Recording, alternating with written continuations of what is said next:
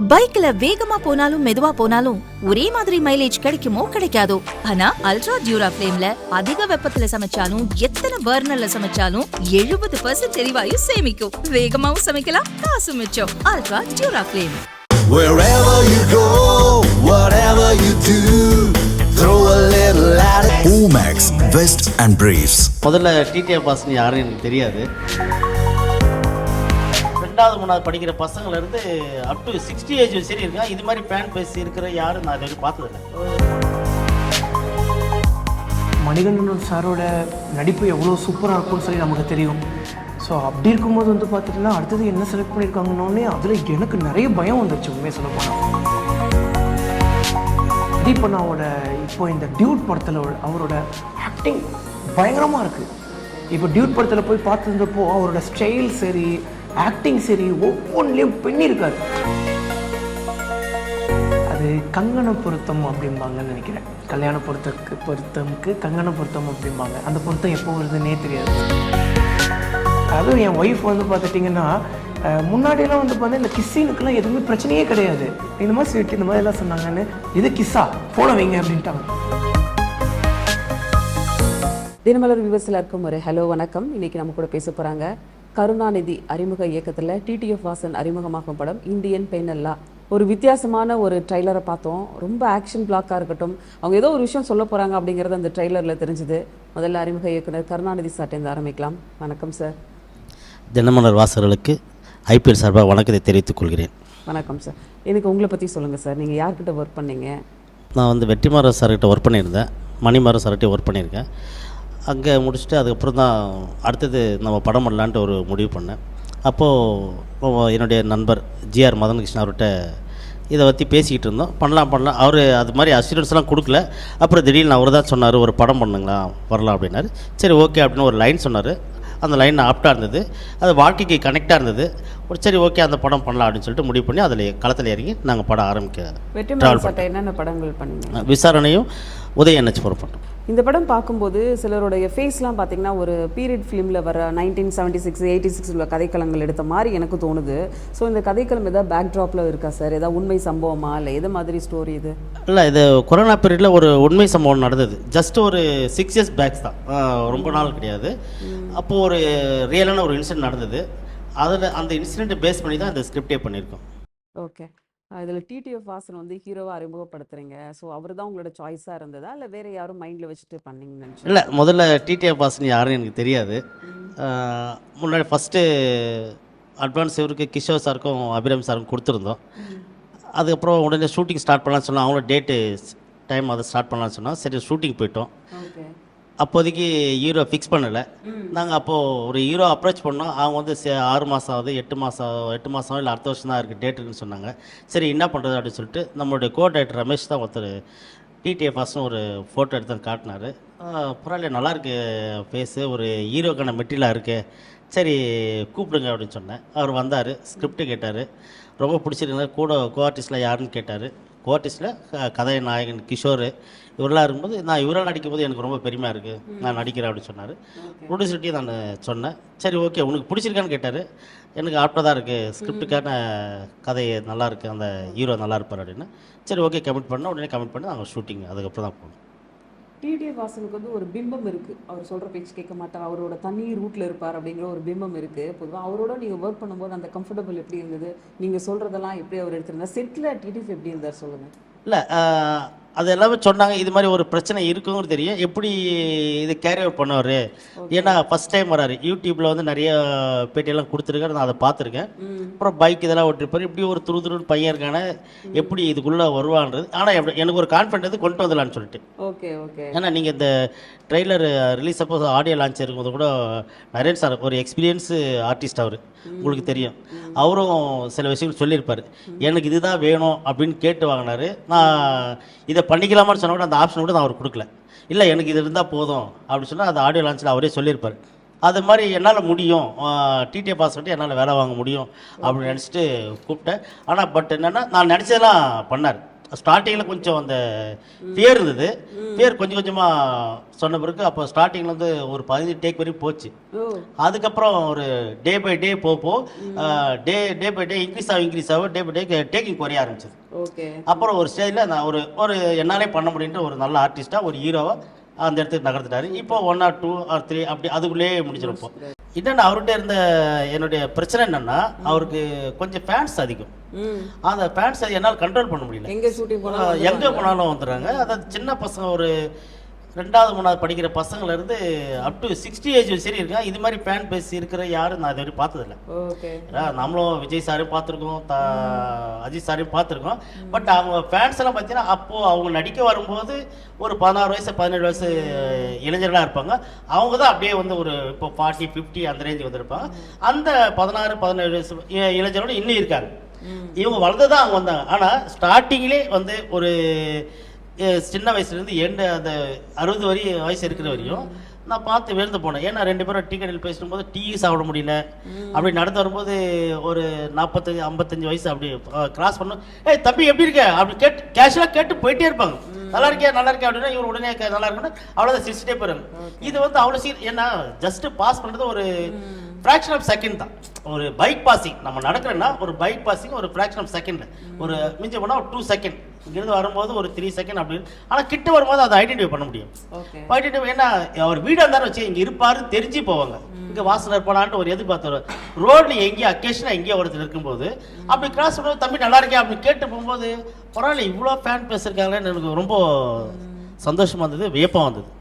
இந்த ஐபிஎல் படம் பொறுத்த வரைக்கும் இந்த டைட்டில் வந்து திடீர்னு கேட்கும்போது கிரிக்கெட் ரிலேட்டடான படமாக இருக்குமோ அப்படிங்கிறது எல்லாருக்குமே இருந்திருக்கும்னு நினைக்கிறேன். நீங்கள் இந்த டைட்டில் சூஸ் பண்ணது என்ன காரணம் சார்? இல்லை, மக்களுக்கு ஒரு ஈஸியாக டைட்டில் ரீச் ஆகணும்னு முதல் முடிவு பண்ணோம். அப்போது ஐபிஎல் அந்த நேரத்தில் போயிட்டு இருந்தது. சரி, ஐபிஎல் டைட்டில் நல்லா இருக்குது, இதுக்கு நம்ம கதை களம்னு ஒன்று இருக்குது, அந்த கதை களத்துக்கு ரிலேட்டடாக என்ன பண்ணலாம் அப்படின்னு இருந்தோம். அப்போது ஐபிசி அப்படின்னு ஒன்று இருந்தது. ஐபிசின்னா எல்லாருமே வச்சுருக்காங்க, நிறைய 2-3 படங்கள் வந்திருக்கு. அது கோட் நம்பர் மட்டும் மாற்றி வந்திருக்கு. ஐபிஎல்னு வச்சா அதுக்கு என்ன மீனிங் அப்படி தேடணும். அதே மாதிரி இந்தியன் பீனல் லா அப்படின்னு ஒன்று வைக்கலாம். அப்போது சப்ஜெக்ட் ரிலேட்டடாக தானே இருக்குது. இப்போ மக்களுக்கு இது சொல்லும் போதோ அப்போ குழந்தைங்களுக்கும் பசங்களும் சொல்லும் போதும் ஈஸியாக ஐபிஎல் வாசன் சொல்கிறதுக்கு எனக்கு ஈஸியாக இருக்கும், ஒரு கேட்சியாக இருக்கும். ஆனால் இது வந்து அதுக்கப்புறம் அனுபவிச்சேன். சார் ஐபிஎல் சரியான கேட்ச் சார், சரியான டைட்டில் சார், செம்மையாக பண்ணியிருக்கு சார் அப்படின்னு முதலே வந்து அந்த உணர்ந்தான் எல்லாரும் சொன்னாங்க. அதனால் எனக்கு இந்த ஈஸியாக ரீச் ஆக வேண்டிய டைட்டில் தான் நல்லா இருக்கும். வந்து லாக்அப் டெத்தை பற்றி ஏதாவது சொல்லியிருக்கீங்க? ஆமாம், இது லாக்அப் டெத் பேஸ் பண்ணி தான் இருக்குது.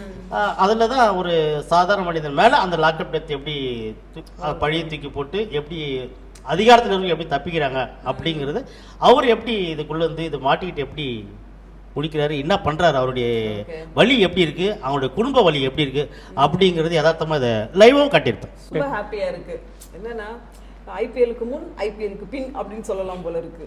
அந்த மாதிரி டோட்டலி நீங்கள் சேஞ்ச் ஆகிருக்கீங்க. ரொம்ப ஹாப்பியாக இருக்குது. ரொம்ப நன்றி. ஹீரோவாக வந்துட்டு இருக்கீங்க, இந்த படத்தில் அறிமுகமாகிருக்கீங்க. இந்த மொமெண்ட் எப்படி இருக்கு சொல்லுங்கள்.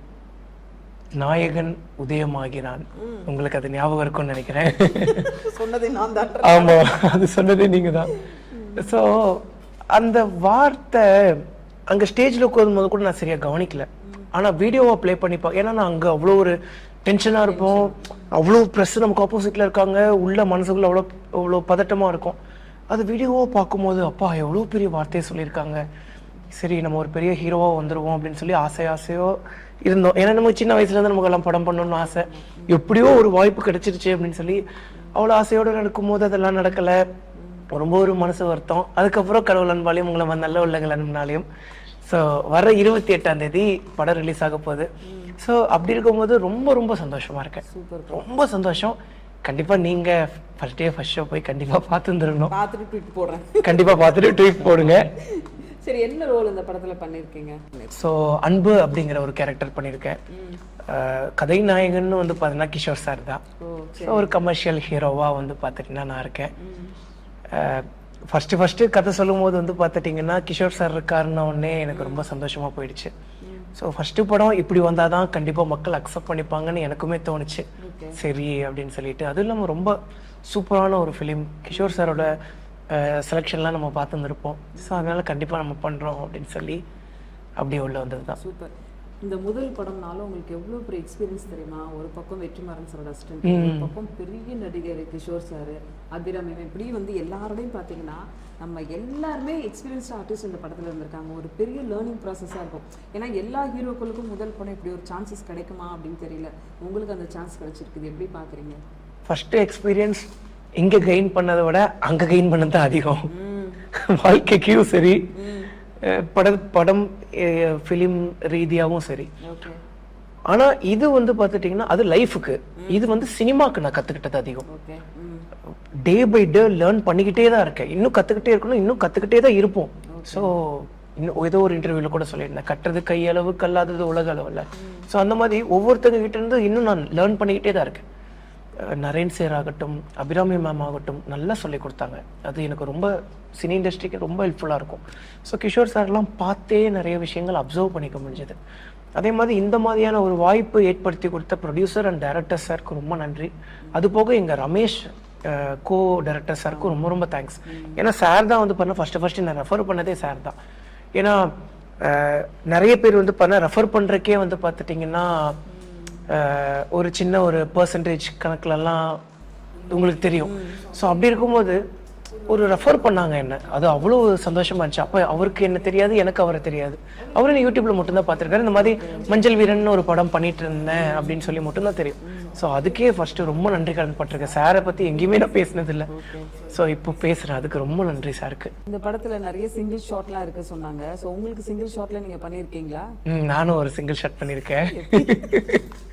இப்போதான் லேர்ன் பண்ணிட்டு இருக்கேன். பட் என்னை வச்சும் ஒரு சிங்கிள் ஷாட் வந்து பார்த்துட்டிங்கன்னா நம்மளோட கொரியோகிராஃபர் சாரும் டைரக்டர் சாரும் பிளான் பண்ணியிருந்தாங்க. டான்ஸே நமக்கு ஆட தெரியாது, ஆனா ஆடணுங்கிற ஆசை ரொம்ப ஜாஸ்தி. ஆனா அந்த கூச்சம் ஒண்ணு, ஆட தெரியாதுங்கிறது இந்த ரெண்டு மட்டும் தான் நம்மள ஆடவே விடாது. அதுக்கப்புறம் ஆடி பார்த்தோம்னா சிரிப்பா இருக்கும் நமக்கு, ஐயோ இப்படி ஆடி இருக்கும்னு சொல்லி. அதனாலயே வந்து பாத்தீங்கன்னா சார் ஏதாவது கொஞ்சம் ஈஸியா கொடுங்களேன். பாசன் நோ ஈஸி, எல்லாம் டஃப் தான் இருக்கும். ஆனா நீ ஆடு, உனக்கு கண்டிப்பா உனக்கு அது பேர் வாங்கி தரோம். இதுக்கு நடுவில் சிங்கிள் ஷாட்னு சொன்ன உடனே நான் என்னென்ன சொல்றீங்க அப்படிங்கிற மாதிரி. சிங்கிள் ஷாட்டுக்கே இப்படி மறந்துட்டீங்களே. சிங்கிள் ஷாட்ல ஃப்ளோர் மூமெண்ட்டும் இருக்கு. நாங்க ஆனா என்ன பண்ணணும், பல்ட்டி எல்லாம் அடிக்கணும்.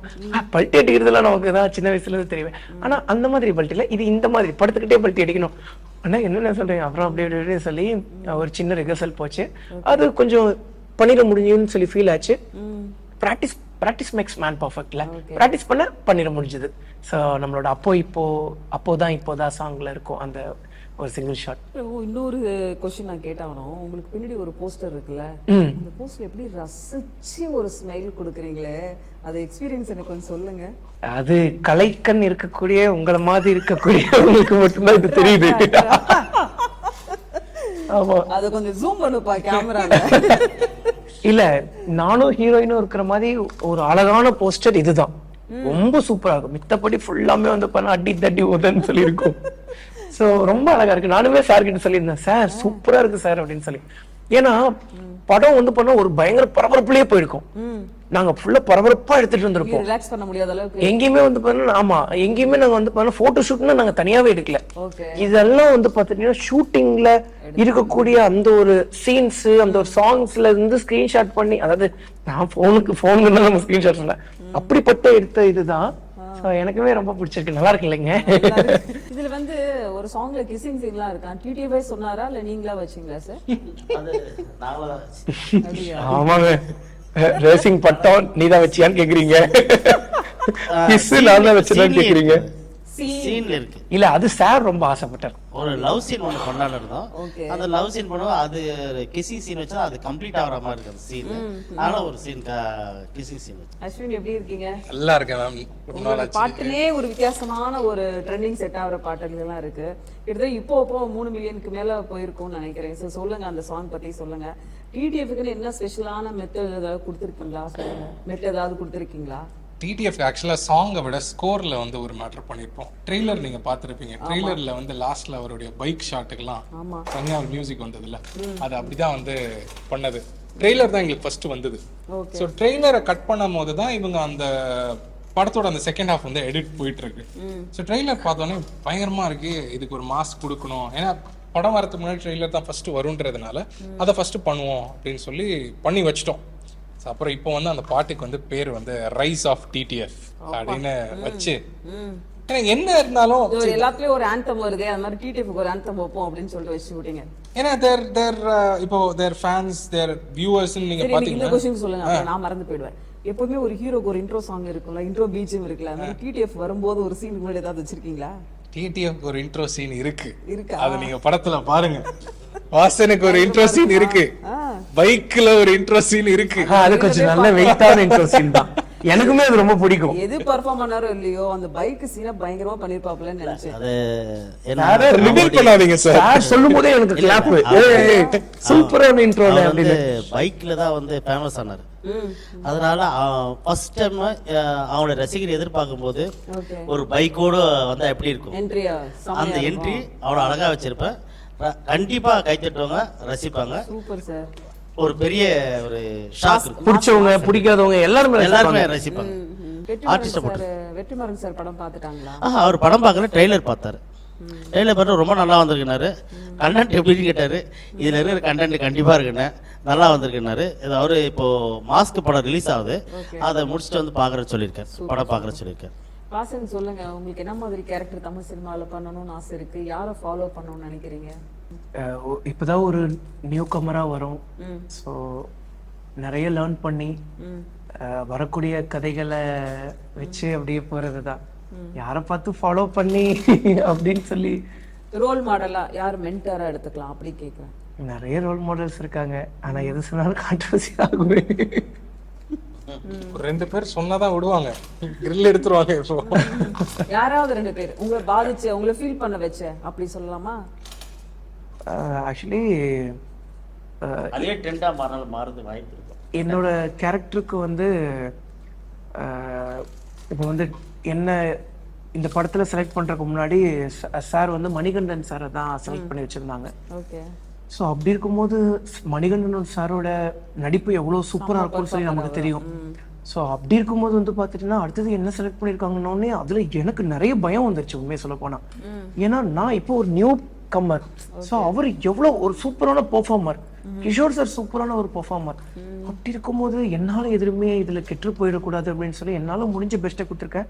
கண்டிப்பாக மிஸ்டேக்ஸ் இருக்கும், அதை கண்டிப்பாக நான் அடுத்தடுத்த படத்தில் திருத்திக்கிறேன். அந்த மாதிரி வந்து பார்த்தீங்கன்னா நம்ம மணிகண்டன் சார் கிட்ட இருந்து நிறைய அந்த ஒரு பெர்ஃபார்ம் பண்ற அந்த விஷயத்த கத்துக்கிட்டு இன்னும் நல்லா நான் பெர்ஃபார்ம் பண்ணோம். கிஷோர் சார் கிட்ட இருந்து நிறைய எடுத்துக்கிட்டு நிறைய பெர்ஃபார்ம் பண்ணோம். பிரதீப் அண்ணாவோட இப்போ இந்த டியூட் படத்துல அவரோட ஆக்டிங் பயங்கரமா இருக்கு. இப்போ டியூட் படத்துல போய் பார்த்துருந்தப்போ அவரோட ஸ்டைல் சரி, ஆக்டிங் சரி, ஒவ்வொன்றிலையும் பண்ணியிருக்காரு. ஸோ அதெல்லாம் பார்க்கும்போது ஓகே, நம்மெல்லாம் வந்து பார்த்தீங்கன்னா இன்னும் அவங்களெல்லாம் நிறைய இன்ஸ்பிரேஷன் எடுத்துக்கிட்டு அவங்க எப்படி படிப்படியாக மாற்றிக்கிட்டாங்களோ அதை விட பயங்கரமாக நம்மளும் ஒர்க் பண்ணி பண்ணணும் அப்படின்னு சொல்லி ஒரு. இந்த ஹேர் ஸ்டைல் எதுக்காக? இந்த அடுத்த படமா இல்லை அடுத்த படத்துக்கு திடீர்னு லாங் ஹேர் கேட்டுட்டாங்கன்னா அப்படியே டக்குன்னு லாங் ஹேர் வச்சுக்கலாம், இல்லை மொட்டை அடிக்கணும்னாலும் டக்குன்னு மொட்டை அடிச்சிடலாம்ல, ஈஸியாக இருக்கும்ல. இப்போ விக்கெல்லாம் வச்சோம்னா அது அவ்வளோ ரியலிஸ்டிக்காக இருக்காதுல்ல. ஆமாம். உங்களுக்கு யாரு கூட சேர்ந்து நடிக்கணும்னு ஆசை இருக்கா? இந்த நடிகர்கள் கூட அந்த மாதிரி மெயினாக வந்து கோவை சரளா அம்மா கூட நடிக்கணும்னு ரொம்ப ஆசை. அவங்க ஒரு அம்மாவா அவங்க ஒரு பையனா நடிக்கணும்னு ரொம்ப ஆசை. மஞ்சள் வீரன்ல அது நடக்கிறதா இருந்தது, ரொம்ப சந்தோஷப்பட்டேன். நான் ஒரு வீடியோல கூட சொல்லி இருந்திருப்பேன் நினைக்கிறேன். அவங்க கூட நடிக்கணும்னு ரொம்ப ஒரு பெரிய ஆசை. ஹீரோஸ் சேர்ந்து நடிக்கணும்னாலே கேட்டேன். கண்டிப்பா அஜித் சார், விஜய் சார் கூட எல்லாம் நடிக்கணும்னு ரொம்ப பெரிய ஆசை. Okay okay. இந்த படத்துல உங்களுக்கு எது ரொம்ப டிஃபிகல்ட்டா இருந்தது, எது சேலஞ்சிங் இருந்தது? அதாவது லைக் ஆக்டிங்கா, இல்ல ஃபைட்டா, இல்ல வந்து டான்ஸா, இல்ல வந்து பெர்ஃபார்மன்ஸ் பார்க்கும்போது எது ரொம்ப டிஃபிகல்ட்டா இருந்தது? பெர்ஃபார்மன்ஸ் வைஸ்ல எது ரொம்ப டிஃபிகல்ட்டா ஸ்டார்டிங்ல ஃபீல் ஆச்சுன்னா டான்ஸ் தான். ஏன்னா நமக்கு ஆடினதே கிடையாது, ஆடவும் தெரியாது, ஆடுறதுக்கு சரியான கூச்சம். ஸோ அதனால அது ஸ்டார்டிங்ல கஷ்டமா இருந்துச்சு. அதுக்கப்புறம் கொஞ்சம் கொஞ்சமா ரிஹர்சல், ஒரு 2 நாள் ரிஹர்சல் கிடைச்சது. நான் முன்னாடியே சார்கிட்ட சொல்லியிருந்தேன், சார் எனக்கு ஒரு மினிமம் ஒரு 2 வீக்ஸ் ரிஹர்சல் கொடுத்துருங்க, நான் பிளாஸ்ட் பண்ணிடுறேன், ப்ராக்டிஸ் பண்ணி பிளாஸ்ட் பண்ணேன். ஆனா 2 நாள் ரிஹர்சல் கொடுத்தாங்க. அதுவே ஐயோ 2 நாள் தான் ரிஹர்சலான்னு சொல்லி கண்டினியூவா ப்ராக்டிஸ் பண்ணி எப்படியோ பரவாயில்ல பண்ணிட்டேன். பெர்ஃபார்மன்ஸ் வைஸ்ல வந்து பார்த்தீங்கன்னா டான்ஸ் தான் கொஞ்சம் இதா இருந்துச்சு. ஆக்டிங்குமே வந்து பார்த்தீங்கன்னா நம்ம ஆக்டிங் கிளாஸ் பண்ணிட்டு தான் வரும். பட் ஈவன் தோ அது ஒரு ப்ராக்டிக்கலா போகும்போது அதுவும் அவ்வளோ க்ரூ மெம்பர்ஸ் எல்லாரும் டக்குன்னு போகும்போது அது ஒரு இதா இருந்துச்சு. அதுக்கப்புறம் போக போக பண்ண முடிஞ்சது. இன்னும் நான் நிறைய கத்துக்கிட்டு இன்னும் பண்ணிடுவேன். ஆனா நார்மலா கஷ்டமா இருந்தது என்னன்னா ரொம்ப ரொம்ப டிஃபிகல்ட்டியா இருந்தது பெர்ஃபார்மன்ஸ் இல்லாம. நார்மலாக ரொம்ப கஷ்டமா இருந்தது என்னன்னா இந்த முடியை நிக்க வைக்கிறதுக்கு தான் ரொம்ப கஷ்டப்பட்டுட்டேன். ஓகே. சார் கிட்ட நான் ஃபர்ஸ்ட் ஸ்டார்டிங்லேயே சொன்னேன், சார் எனக்கு இப்போ நான் என்னால் வைக்க முடியாது, என்ன நான் போய் யாரை கூப்பிட்டு என்ன பண்ணுவேன்னு தெரியாது. ஆனால் சினிமானா எல்லாமே டீம் ஆல்ரெடி இருப்பாங்க, க்ரூ மெம்பர்ஸ். அதில் ஒரு எக்ஸ்ட்ரா ஒரு மெம்பரா எனக்கு இந்த முடியை மட்டும் நிற்க வைக்கிறதுக்கு, ஏன்னா லாங் ஹேர்னா நானே நிற்க வச்சிருவேன், ஆனால் ஷார்ட் ஹேர்னா என்னால் நிற்க வைக்க முடியாது. நான் ஏன்னா இது கர்ல், எனக்கு கொஞ்சம் கர்லி ஹேர், அப்பாவுக்கு ஃபுல்லாக கர்லி ஹேர், எனக்கு வந்து அது ஒரு பேபி கர்லி மாதிரி. சொல்ற பேச்சே கேட்க மாட்டான் அவன், அவன் சொன்ன பேச்சுக்கு தான் நம்மளை கேட்க வைப்பான். இப்படி செய்யணும்னா நானே அப்போ ரொம்ப நேரமா இப்படி இருந்திருப்பேன். அதனாலதான் சார் கிட்ட, சார் ஒரு ஹேர் ஸ்டைலிஷ் மட்டும் ப்ளீஸ் சார் அப்படின்னு சொல்லி கேட்டிருந்தேன். சார் வந்துட்டு முன்னாடி எல்லாம் ஓகே சொல்லிட்டு அப்புறம் கொடுக்கல. கேட்டதுக்கு, வாசன் நீங்க என்ன ஹீரோயினா, ஹீரோயின்னா நிறைய முடி இருக்கும், ஹேர் ஸ்டைலிஷ் தான் கேட்பாங்க, நீங்க என்ன ஹேர் ஸ்டைலிஷ் கேக்குறீங்க அப்படின்னு சொல்லிட்டாங்க. ஆனா கடைசியில அவர் ஃபீல் பண்ணிட்டார். நான் சொல்லுவேன், இதுல பாருங்க முடி எப்படி இருக்கு பாருங்க, ரொம்ப நல்லாவே இல்லைன்னு அப்படின்னா. வாசன் அதுல வந்து அன்பு கேரக்டர் வந்து பண்ணா ரொம்ப சீரியஸா இருக்காரு, அந்த டைம்ல வந்து இந்த ஹேர் ஸ்டைல் தான் கரெக்ட் அவர் அப்படி மேனேஜ் பண்ணுவாரு. ஓகே. சரி, இந்த ட்ரெய்லர் எல்லாம் பார்த்து சில பேர் நல்ல வீட்டில் என்ன சொல்லுவாங்கன்னா, பொதுவாக இவன் என்ன தேருவானா தேர மாட்டானா, இவனோட போக்கே ஒரு மாதிரி இருக்கு அப்படின்னு நினைச்ச ஒரு டைம்ல இந்த ட்ரெய்லர் வந்து உங்களை என்ன மாதிரி உங்க வீட்டில் இருக்கவங்கள சந்தோஷப்படுத்துச்சு? அப்பா என்ன சொன்னாங்க, உங்க ஃபேமிலி பீப்புள் என்ன சொன்னாங்க, ஒரு பெரிய நம்பிக்கை கொடுத்ததா, என்ன சொன்னாங்க சொல்லுங்க. அப்பா தவறிட்டாரு, 8th படிக்கும் போது தவறிட்டாரு. அம்மாக்கு வந்து பாட்டு நம்ம போன்ல இருக்கும்ல, இப்படி நம்ம பாட்டு ட்ரெய்லர்லாம் இருக்கும்ல, அதெல்லாம் காட்டினாலே ஒரே ஹாப்பி ஆயிடுவாங்க. என்கிட்ட படத்தை போட்டு காட்ட சொல்லுவாங்க. நான் வந்துட்டு நம்ம படம்லாம் இல்ல, எல்லாத்தையும் வச்சிருக்கேன், படத்தையும் போன்ல வச்சிருப்பேன், காட்டு அப்படிம்பாங்க. இல்ல ரொம்ப சந்தோஷப்பட்டாங்க. டான்ஸ்ல பார்க்கும்போது பயங்கர ஹாப்பி. ட்ரெய்லரோட ரியாக்ஷன் எப்படின்னு சொல்லி தெரியல, ஏன்னா நான் இப்போ இங்க இருக்க, நேத்து தான் ட்ரெய்லர் ரிலீஸ் ஆயிருக்கு, அதனால ட்ரெய்லரோட ரியாக்ஷன் என்னன்னு சொல்லி தெரியல. பட் ரொம்ப சந்தோஷப்பட்டாங்க. அதுவும் என் ஒய்ஃப் வந்து பாத்துட்டீங்கன்னா, முன்னாடி எல்லாம் வந்து பாத்தீங்கன்னா இந்த கிஸ்ஸினுக்கு எல்லாம் எதுவுமே பிரச்சனையே கிடையாது. படத்துல வந்து பண்ணா அதுவும் நான் சொல்லிடுவேன், இது ஒரு நடிப்பு, அவங்களே சொல்லுவாங்க இதெல்லாம் ஒரு நடிப்பு தானே, அதெல்லாம் ஒண்ணு தப்பு இல்லை அப்படின்னாங்க. அப்புறம் அடுத்த படம் ஒண்ணு கேட்டுட்டு இருக்கும் போது அதுல ஒரு 4 கிஸ் பக்கம் இருக்கு அப்படின்னு சொல்லியிருந்தாங்க. நான் வந்துட்டு அதெல்லாம் உங்க வீட்டுல எல்லாம் ஒண்ணும் பிரச்சனை இல்லையான்னு கேட்டாரு director sir and producer sir. அதெல்லாம் நம்ம வீட்டுல எல்லாம் ஒண்ணும் பிரச்சனை இல்லை, இதெல்லாம் நடிப்பு தானே, வெரி குட், இப்படிதான் இருக்கணும் அப்படின்னாங்க. நான் இது இன்னைக்கு காலையில நினைக்கிறேன், இன்னைக்கு காலையில இந்த மாதிரி ஸ்வீட் இந்த மாதிரி எல்லாம் சொன்னாங்கன்னு, இது கிஸ்ஸா போன வைங்க அப்படின்ட்டாங்க. ஹேய் என்னடா இப்படி மாறிட்டீங்க, ஐயோ அப்படிங்கிற மாதிரி இருந்துச்சு. பட் ஈவன் இதெல்லாம் ஒரு நடிப்பு தான், அது யார் என்ன ரெஸ்ட்ரிக்ஷன் போட்டாலும் அதுதான் ரெஸ்ட்ரிக்ஷன் மாட்டீங்க. என்ன சடனா சொல்லாம கொள்ளாம ஒரு மேரேஜ் பண்ணிட்டீங்க? அதுதான் என்னன்னாங்க, அது கங்கண பொருத்தம் அப்படிம்பாங்கன்னு நினைக்கிறேன். கல்யாண பொருத்தம்க்கு கங்கண பொருத்தம் அப்படிம்பாங்க. அந்த பொருத்தம் எப்போ வருதுன்னே தெரியாது, சில பேருக்கு லேட்டா வரும், சில பேருக்கு சீக்கிரம் வரும். அந்த மாதிரி கடவுள் போட்ட முடிச்சு. அது போக என் லைஃப்ல வந்து பண்ணா செட்டில் ஆயிட்டு தான் கல்யாணம் பண்ணணும் அப்படின்னு சொல்லி ஒரு கோல் வச்சிருந்தேன். ஆனா கேமராக்கு முன்னாடி நம்ம பர்சனலா பேசிட்டு இருக்கும் போது சார் சொன்னாரு, எப்போ அது ஒரு பெரிய விஷயம், அதுக்கு ஒரு ஹேட்ஸ் ஆஃப் சொல்லணும். எனக்கு பொதுவா இந்த செட்டில் ஆயிட்டு தான் கல்யாணம் பண்ணணும் அப்படிங்கறதெல்லாம் எனக்கு பிடிக்கவே பிடிக்காதுன்னு சொல்லி சார் சொன்னார். ஏன் சார் அப்படின்னு சொல்லி கேட்கும்போது, இல்ல கல்யாணமே ஒரு பெரிய விஷயம், நிறைய பேருக்கு ஆகுது, அதுவே ஒரு பெரிய சேலஞ்சிங்கான விஷயம், அது உண்மைதான். எவ்வளவோ பேர் இப்ப எங்க அண்ணனுங்களுக்கெல்லாம் லவ் பண்ணிட்டு இருந்தாங்க, வீட்டுல வேணாம்னு சொன்னாங்க. அதுக்கப்புறம் அதுல இருந்து ஒரு ஹீலிங் பீரியட் ஆயிட்டு அதுக்கப்புறம் வீட்லயே கல்யாணம் பண்ணி வைக்கணும்னு நினைக்கும் போது பொண்ணு கிடைக்க மாட்டேங்குது. காரணம் 30 வயசுக்கு மேல ஆயிடுச்சு அப்படிங்கிறாங்க. இப்போ எங்க அண்ணனுக்கு கிட்டத்தட்ட ஒரு 38-40 பக்கம் ஆயிடுச்சு, இன்னும் பொண்ணு பாத்துட்டு இருக்கேங்கிறாங்க. எனக்கு கோவம் தான் வருது, நான் திட்டுவேன் சில டைம், எல்லாரையுமே திட்டிடுவேன் சொந்தக்காரங்களாம். அப்பவே அந்த லவ் பண்ணிட்டு இருந்தவங்களே ஓகே சொல்லியிருந்தீங்கன்னா இப்ப இந்த எங்க அண்ணனோட வாழ்க்கை எப்படி கெட்டிருக்குமா அப்படின்னு சொல்லி. அந்த மாதிரி கல்யாணங்கிறதே ரொம்ப பெரிய சேலஞ்சிங்கான விஷயம், எப்போ நடக்குதோ அது இது பண்ணிக்கோங்க. சோ அதனால அது நடந்துருச்சு, அது இது ஒரு நல்ல விஷயம் இல்ல. என்னோட மாமா பொண்ணு, கிட்டத்தட்ட ஒரு 4-4.5 வருஷமா லவ் பண்ணிட்டு இருந்தோம். 2021-2020 பாதியில இருந்து லவ் பண்ணிட்டு இருந்தோம். திடீர்னு என் பொண்ணு வந்து கண்ணை கசக்கிட்டு கல்யாணம் பண்ணுங்க அப்படின்னாங்க. ஆனா முன்னாடில இருந்தே இதுதான் நடக்கும். காலேஜ் படிக்கும் போது ஃபர்ஸ்ட் இயர் செகண்ட் இயர்ல இருந்து இப்படியே தான் நடக்கும். நானும் ஒரு வாட்டி சமாதானப்படி விட்டுருவேன். அவங்க இப்ப கேரளால இருக்காங்க, என் மாமனார் வீட்டுல விட்டு வந்திருக்கேன். நான் வந்து கேரளா தமிழ்நாடு பார்டர்ல இருக்கோம் 2 பேருமே. அவங்க கேரளாக்குள்ள இருக்காங்க, நம்ம பார்டர் தமிழ்நாட்டுக்குள்ள இருக்கோம். இல்ல அங்கதான் மீட் பண்ணிப்போம், காலேஜ் அந்த மாதிரி. இன்னைக்கு அது ஃபங்க்ஷன்ஸ், மெயினா ஃபங்க்ஷன்ஸ்ல தான் மீட் பண்ணுவோம். அப்படியா? அதனாலயே ஃபேமிலி ஃபங்க்ஷனுக்கு அப்பப்போ போயிடுவேன். ஏதாவது ஒரு ஃபேமிலி ஃபங்க்ஷனுக்கு வந்தாலே எல்லாருக்கும் தெரிஞ்சிடும். சென்னையில தான் இருக்கீங்க? இல்ல கோயம்புத்தூர்ல இருக்கேன். டேட் எப்பப்போ எங்க வருதோ அங்க மட்டும் வந்துட்டு போயிடுவேன். சரி, இந்த क्वेश्चन நான் தெரிஞ்சுக்கணும், பைக் இப்ப எடுக்கறீங்களா எடுக்கிறது இல்லையா? எடுத்துட்டு தான் இருக்கேன். எடுத்துதான் இருக்கீங்க. சூப்பர்டா, வாடாப்பா. அதாவது லீகலான பேஸ்ல ரேஸ் ட்ராக்ல லெவல் 1 லெவல் 2 லெவல் 3 லைசென்ஸ் முடிச்சு எல்லாமே இப்ப பக்கவா அது ரேசிங் அது ரீதியா போயிட்டு இருக்கு. அது போக வித்தவுட் லைசென்ஸ் இவி ஸ்கூட்டி அப்படிம்பாங்க. அது வந்து எடுத்துட்டு ஒரு கேரளா ரைடு வரைக்கும் போயிட்டு வந்தேன். நான் வாழ்க்கையே வெறுத்துட்டேன். 25லயே தான் போகுது. அது கூட பரவாயில்ல, கிட்டத்தட்ட 100% இருக்கு. 100 கிலோமீட்டர்ஸ் தான் போகும்.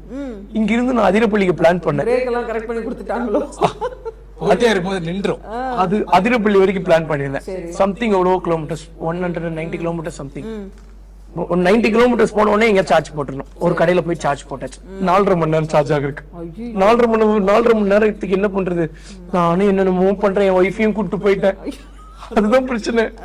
நானும் என்னென்னமோ பண்ற டைமே ஓடல. அப்புறம் மறுபடியும் வந்து பாத்துட்டீங்கன்னா அங்க இருந்து கிளம்பி டைம் ஆயிடுச்சு, போய் ரீச் ஆக முடியல. அதனால அங்கேயும் ரூம் எடுத்து அங்கேயும் ரூம்ல சார்ஜ் போட்டு விட்டேன். அப்புறம் அடுத்த நாள் காலைல மறுபடியும் போயிட்டு வந்துட்டு மறுபடியும் சார்ஜ் போட்டேன். மறுபடியும் 4.5 மணி நேரம் அங்க இருந்து கிளம்புனா கடைக்கு வந்து மறுபடியும் சார்ஜ் போட்டேன். 4.5 மணி நேரம் அங்க இருந்து வீட்டுக்கு வந்தாச்சு. அதுக்கப்புறம் போகவே இல்லை நான். அதுக்கப்புறம் பைக் எப்ப எடுத்தீங்க? அதுக்கப்புறம் பைக்கே எடுக்கல. எத்தனை பைக் வச்சிருக்கீங்க? 1 2 3 4 ஒரு 7 இருக்கும். 7. கார் எத்தனை வச்சிருக்கீங்க? ஒண்ணு கூட இல்ல, வாங்கணும். ஆனா ஃபேமிலி யூஸ்க்கு அதுதான் வேணும். அடுத்த படத்துல வாங்கிடலாம். கண்டிப்பா வாங்க. இல்ல இந்த படத்துலயே வாங்கி கொடுப்பாங்க சார். சார் ப்ரொடியூசர் சார் வாங்கி சொல்லிட்டாங்களா? இல்ல பாப்போம், ரிசல்ட்ட பார்த்து எல்லாம் நடக்கும். கடவுள் பள்ளி டைரக்டர் சார், மியூசிக் டைரக்டரும். வாசன், நீங்க ரீசன்ட்லி மாறின விஷயம், உங்களை சேஞ்ச் பண்ணிட்ட விஷயங்கள் என்னென்ன விஷயம்? ரீசெண்டா மாறின விஷயம்னா சேஞ்ச் ஆன விஷயங்கள்ல கூட சொல்லுங்க. நானே சேஞ்ச் ஆன விஷயம்னா ஒரு நாளும் ஒரு எப்பவாவது மனிதனாலே நல்ல விஷயங்கள் இருக்கு, தப்பான ஒரு கெட்ட விஷயங்கள் இருக்கு. அந்த மாதிரி நம்மளும் படிப்படியா திட்டிட்டு தான் வந்துட்டு இருக்கோம். மெயினா மீடியானாலே எனக்கு எதிரிதான்டா அப்படிங்கிற மாதிரி உண்மையா சொல்றேன். என்ன வச்சுட்டே சொன்னா அந்த மாதிரி தான் நான் என் உண்மையாவே என் மனசுல நினைச்சிருந்தேன். இருந்தேன். ஆனா இப்போ ஏன்னா அவங்க ஏதாவது ஒரு கேள்வி கேட்டா கூட நானுமே கோபமாயிடுவேன். அந்த மாதிரி தான் இருந்தேன். ஆனா இப்போ மீடியானா என் உயிர் நண்பன். இன்னைக்கு கெட்ட வார்த்தை கூட இல்ல சார். அத நான் ரியலைஸ் பண்ண விஷயம் உண்மையாவே 28 காலையில ஃபர்ஸ்ட் முடிச்ச உடனே சாயந்தரம் இருக்குல்ல உங்களுக்கு அப்படிங்கிறீங்களா? அப்படிலாம் இல்ல. எப்பவுமே நண்பன். நான் எல்லாருக்குமே சொல்லக்கூடிய விஷயம், மீடியாவை உங்க ஃப்ரெண்டா பாருங்க. அப்பதான் வந்து பாத்தீங்கன்னா அவங்க உங்களை ரொம்ப கோவமா கிரிட்டிசைஸ் பண்ணுவாங்க சில இடத்துல எல்லாம். அப்படி கோவமா கேட்கும் போது நமக்குமே கோவம் வரும். ஆனா நீங்க கோவப்படாதீங்க. ஏன்னா உங்க ஃப்ரெண்ட் உங்க மேல கோவப்பட்டா நமக்கு கோவமே வராது. கரெக்ட் தானே? சோ இப்ப வேணா நீங்க என்ன எதை திட்டுங்களேன், நான் சிரிச்சுக்கிட்டே தான் இருப்பேன். ஏன்னா நீங்க என் ஃப்ரெண்ட். என் ஃப்ரெண்டு திட்டினா நான் கோவப்படுவேனா? அவ்வளவுதான். நீங்க மீடியா என்னை திட்டினாலும் நான் கோவப்பட மாட்டேன். ஏன்னா நீங்க என் ஃப்ரெண்ட். So thank you. நம்ம வந்து வாசனோட ஒரு புது பரிணாமத்தை நம்ம பார்க்க போறோம். ஒரு பைக் டு கோலிவுட்ல நாங்க பார்க்க போறோம். ஒரு பெரிய பிக் ஸ்கிரீன்ல வந்து ஐபிஎல் பார்க்கும்போது என்ன ஒரு ஃபீல் கிடைக்குமோ அதே மாதிரி இந்த ஐபிஎல் பார்க்கும்போது எங்களுக்கு அந்த ஃபீல் கிடைக்கும் நம்புறோம். So wish you all the very best entertaining. Thank you so much. ரொம்ப நன்றி, ரொம்ப நன்றி. ஒரு பெரிய சக்சஸ்ல உங்களை சந்திக்கணுங்கிறது எங்களோட ஆசை. தேங்க்யூ. தேங்க்யூ.